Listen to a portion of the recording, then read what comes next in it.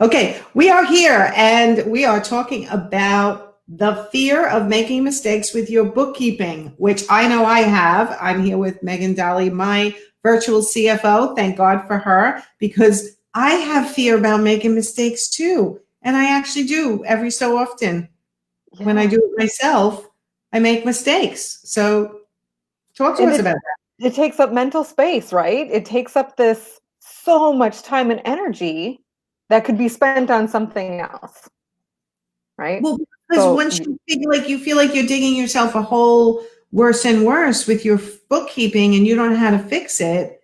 And then you just sort of shut down and figure your accountant will deal with that at the end of the year when he's doing your taxes. But then what happens? right, there's a certain amount that we can shove off. So I want to give you just a few um, tips of how you can deal with being wrong, because there might be some things that are coded wrong in the wrong income account or the wrong balance sheet account. But if you can get this part right, you're most of the way there on what matters, right? So many people are like, if I start this, I'll do it wrong. And so they procrastinate.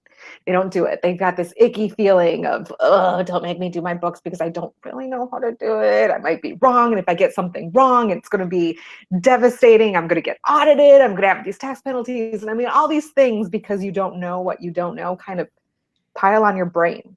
And what I Yeah. want is for people to turn on their bookkeeping brain for just a little bit, get to the end of your little bookkeeping session and be done. Like, be able to flip that switch off in your brain and not worry about it anymore. Okay. Can I add one thing to that before you give us our tips? Yes. Everybody wants to go automatically to, it's not my superpower, hire a bookkeeper. But I will tell you that it's incredibly empowering to have even a little bit of knowledge before being okay with hiring a bookkeeper.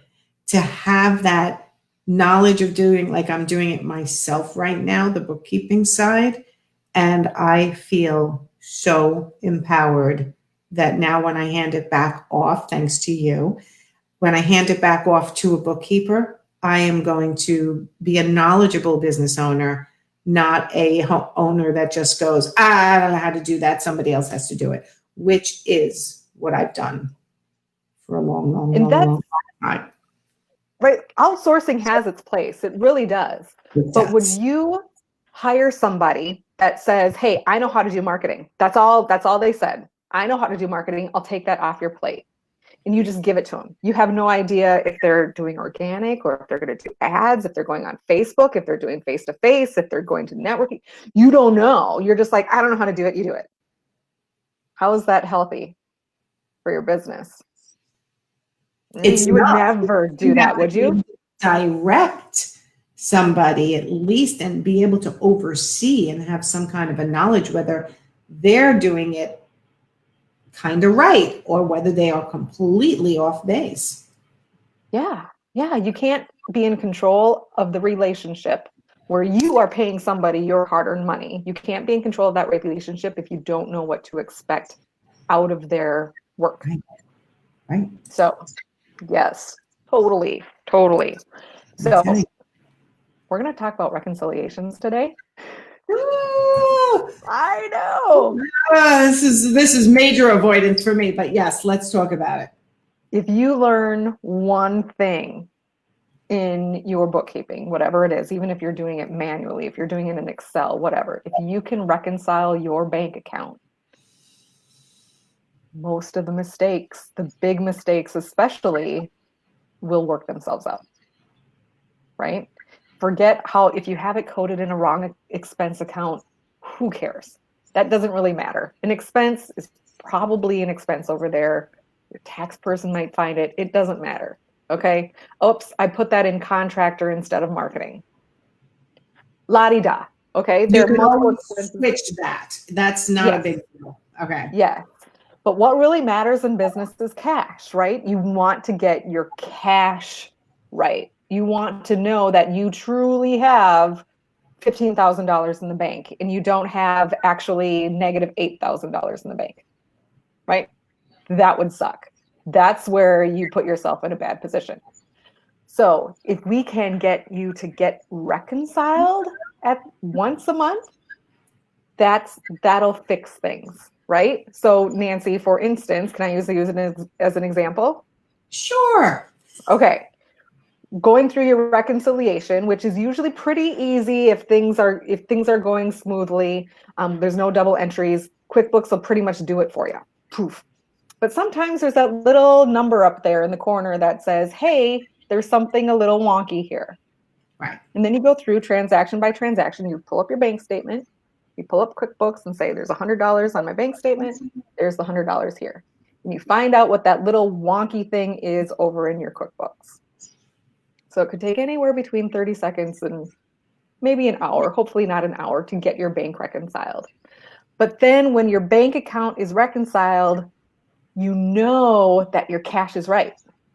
You know that if there was something doubled up in there that you had to go delete one of them, that at least your cash is right. And then once you know your cash is right,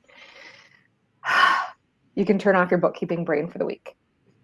Okay, but I'm gonna push back on something, because I know my cash is right because I pull up my bank account on my phone and I know what's in there. Mm-hmm. So doesn't that mean my cash is right? Do you know what's outstanding? No. No.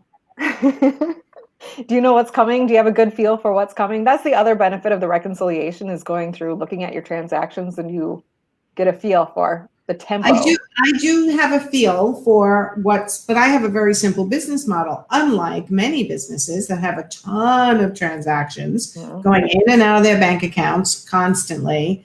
My business model is simpler, but it's really important if you are ordering product and you're only paying 50%, and then the 50% is due whenever, and you're doing that hopefully the proper way with your bookkeeping, and not doing it outside of your QuickBooks or whatever system you use to manage your cash flow, you're going to see that, is what you're saying. So if you might be seeing 40,000 in your bank account, but see you have payables of 35,000.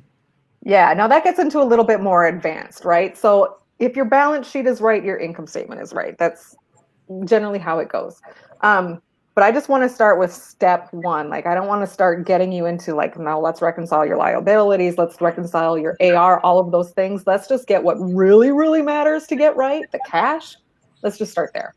Just get that part right. And once you're comfortable with that, then we can start looking at your AR. Well, is my accounts receivable right? Are my liabilities right? And then once your balance sheet is right, you're good. Just the way that double entry works, your income statement is generally good. So baby steps, get the cash right.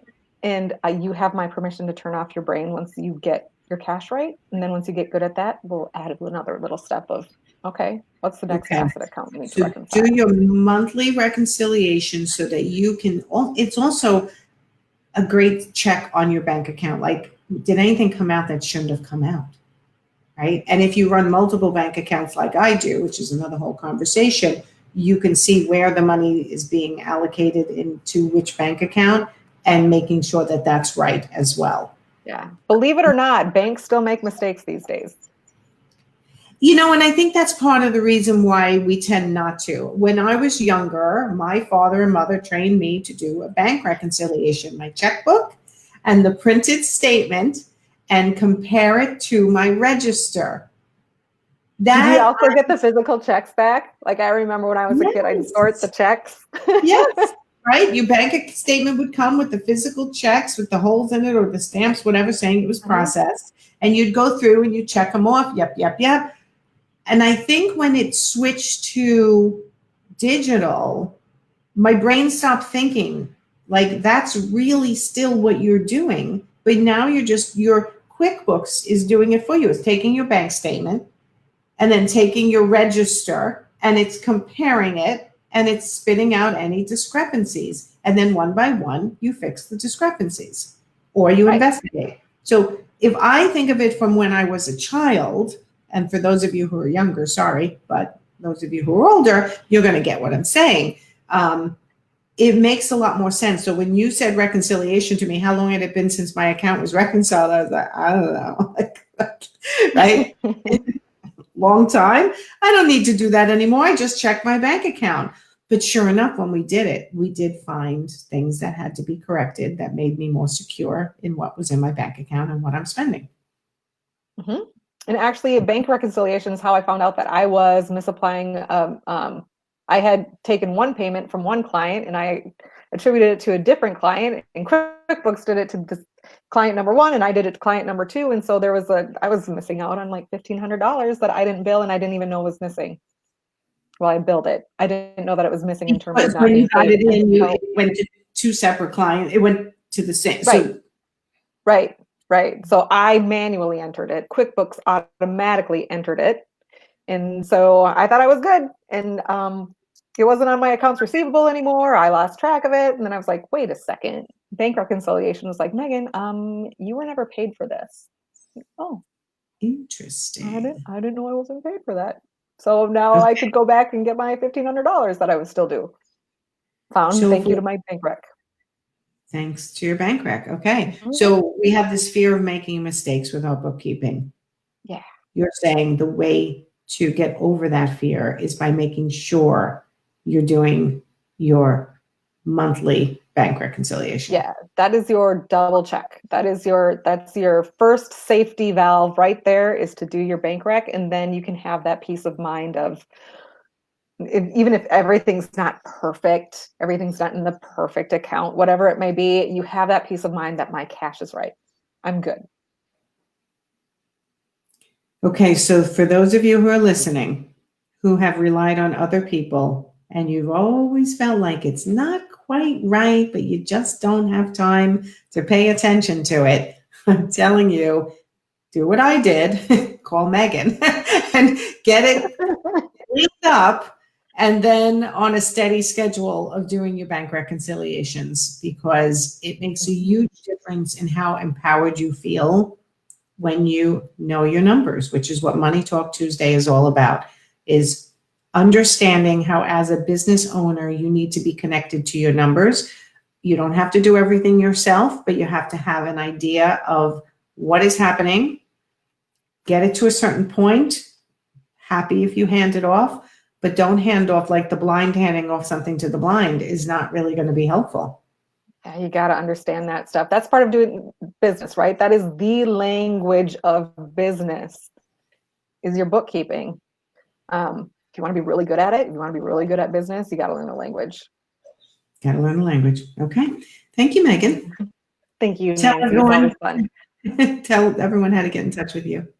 Sure. Come on over to megandolly.com and we can be connected from there. Excellent.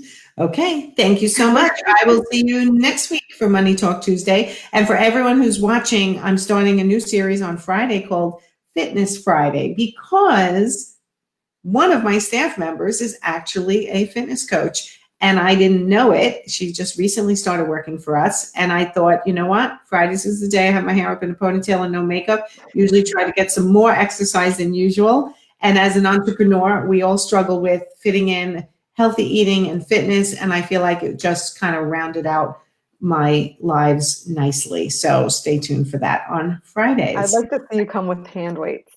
Oh, that's right. What people don't know, but they'll find out on Fitness Friday, and I'll give you a hint here. I was a personal fitness instructor for over 5 years. I was in the best shape of my life after I had my second child, Lauren.